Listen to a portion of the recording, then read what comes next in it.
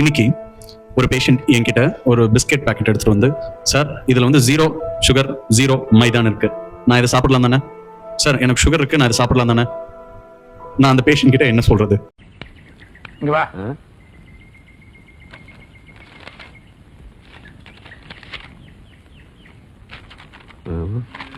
அதுல ஒண்ணும் இல்ல, கீழே போட்டுரு.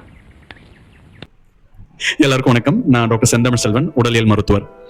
ஒரு சின்னதா ஒரு கார்ப்பரேட் அரசியல் பத்தி சொல்லிட்டு எக்ஸ்பிளைன் பண்ணேன். சார் 0% சுகர் இருக்கு, 0% மைதா இருக்குன்னு சொல்றீங்க.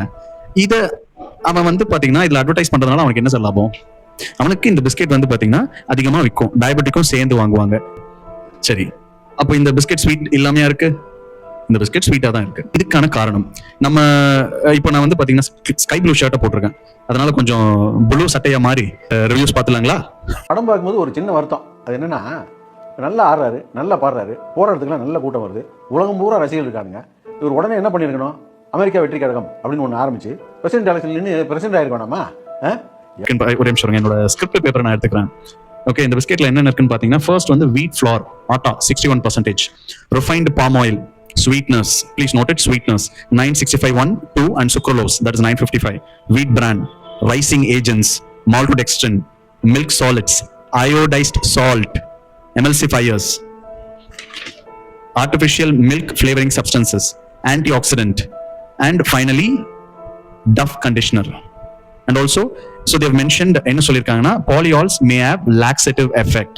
அதாவது உங்களுக்கு இந்த பிஸ்கெட் நீங்க அதிகமா சாப்பிட்டீங்கன்னா உங்களுக்கு லூஸ் ஸ்டூல்ஸ் வரலாம், உங்களுக்கு டயரியா வரலாம். இந்த பிஸ்கெட் உண்மையாவே டயபெட்டிக் சாப்பிடலாமா? இந்த பிஸ்கெட்ல இருக்கக்கூடிய artificial sugars, maltitol, sucralose and also maltodextrin, artificial sweetener, இதெல்லாம் வந்து பாத்தீங்கன்னா உங்களுக்கு இன்டைரக்டா உங்க சுகரை வந்து அதிகரிக்கும். டைரக்டா அதிகரிக்காது, நான் இப்ப கூட சொல்றேன், டைரக்டா அதிகரிக்காது, இன்டைரக்டா உங்களுடைய சுகர் லெவலை அதிகரிக்கும். அந்த மெக்கானிசம் சொன்னா ரொம்ப பெருசு.